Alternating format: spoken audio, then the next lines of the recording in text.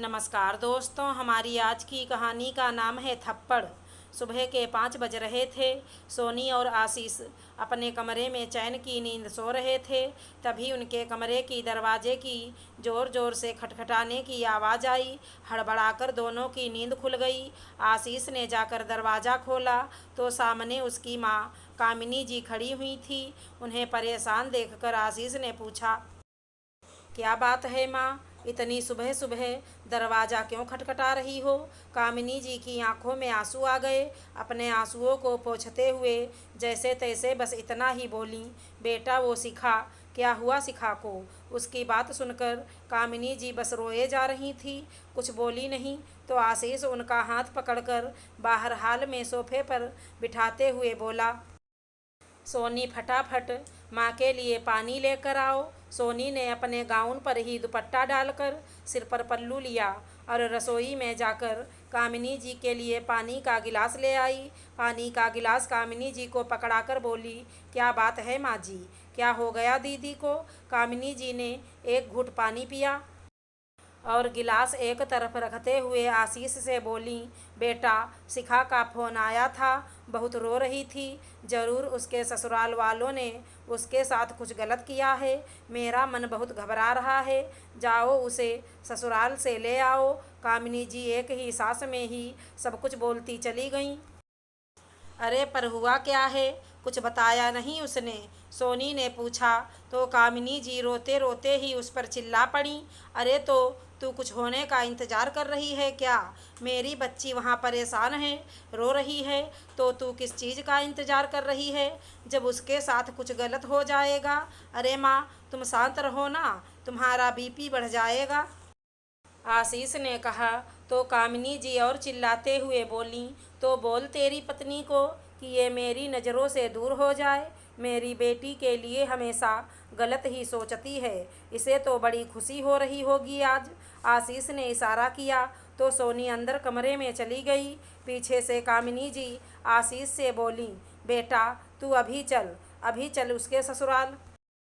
मैं अपनी बच्ची को अकेला नहीं छोड़ सकती, मुझे कुछ भी ठीक नहीं लग रहा। ठीक है माँ, जल्दी से तैयार हो जाओ, बस मैं गाड़ी की चाबी लेकर आता हूँ, कहकर आशीष अंदर कमरे में चाबी लेने गया।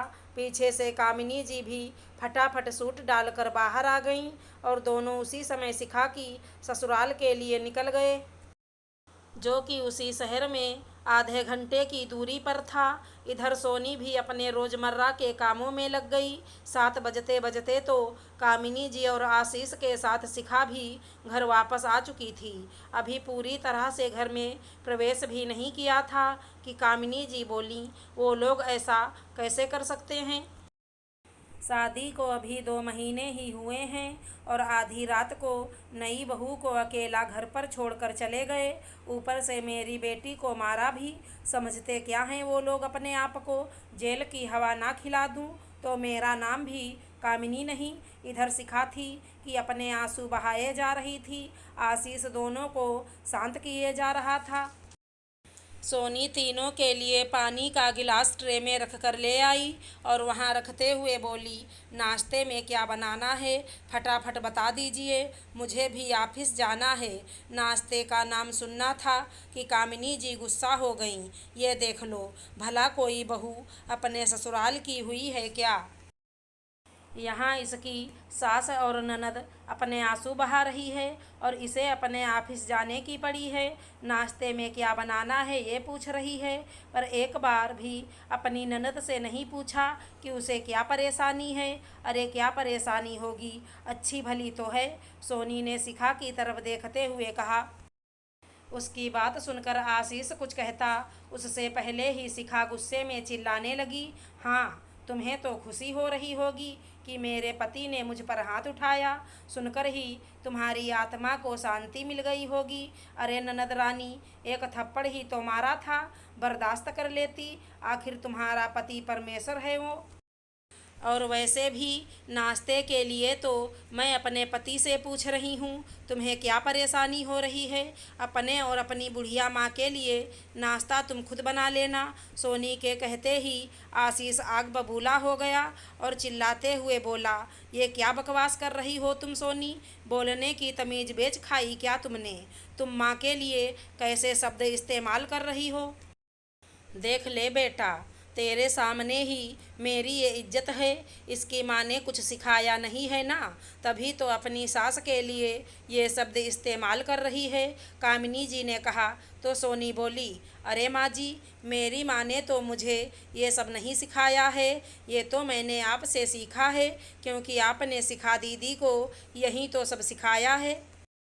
सोनी की बात सुनकर कामिनी जी तमतमाते हुए बोलीं, मैं भला अपनी बेटी को क्यों सिखाने लगी, उसका घर क्यों बिगाड़ने लगी? अच्छा आपने नहीं सिखाया तो फिर तो सिखा दीदी से ही पूछो कि आखिर ऐसा क्या हुआ कि कंवर साहब ने इन पर हाथ उठाया। कामिनी जी और आशीष ने शिखा की तरफ प्रश्न भरी नज़रों से देखा तो वो चुपचाप नज़रें झुकाए खड़ी रही। तब सोनी बोली, आशीष जी, जल्दबाजी में आपका फ़ोन घर पर ही रह गया था। तब कंवर साहब का फ़ोन आया था और वो बता रहे थे कि उनकी मम्मी को हार्ट अटैक आया है, वो हॉस्पिटल में हैं। क्या शिखा, तूने इतनी बड़ी बात बताई क्यों नहीं? कामिनी जी ने कहा तो शिखा खुद हैरानी से देखती हुई बोली, मुझे नहीं पता कि मेरी सास की तबीयत ज़्यादा ख़राब है, वो तो मुझे लगा कि वो नाटक। बोलती बोलती शिखा चुप हो गई।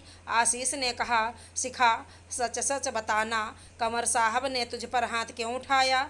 अब शिखा के चेहरे पर पसीने की बूंदें चमकने लगी थी, पर आशीष के डांटने पर वो बोली, भैया सुबह 4 बजे ही मेरी सास हमारे कमरे का दरवाज़ा खटखटाते हुए बोलीं कि उन्हें घबराहट हो रही है।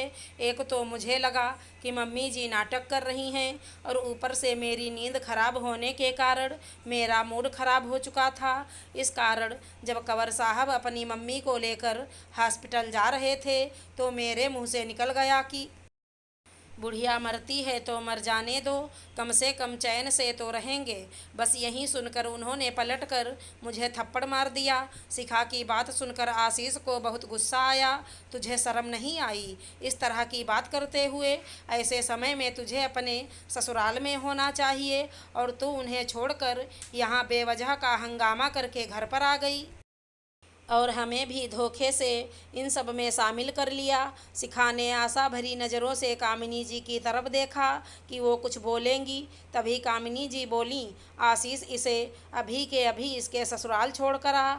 ऐसी बेटी की मेरे घर में कोई ज़रूरत नहीं है जो गलती खुद करती है और इल्ज़ाम दूसरों पर लगाती है।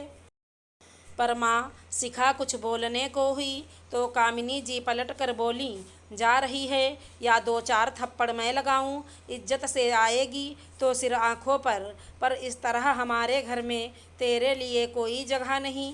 माना कि मेरी ज़बान कड़वी है, लेकिन मेरी बहू ने भी कभी मुझसे इस तरह से बात नहीं की जैसे तू अपनी सास के लिए करी है। आखिर कामिनी जी से इस तरह का जवाब सुनकर शिखा को चुपचाप आशीष के साथ अपने ससुराल रवाना होना पड़ा और उसे अच्छे से समझ में आ गया कि उसकी गलती पर कोई उसका साथ नहीं देगा। अगर हमारी कहानी पसंद आई हो तो चैनल को लाइक शेयर सब्सक्राइब करें। धन्यवाद दोस्तों।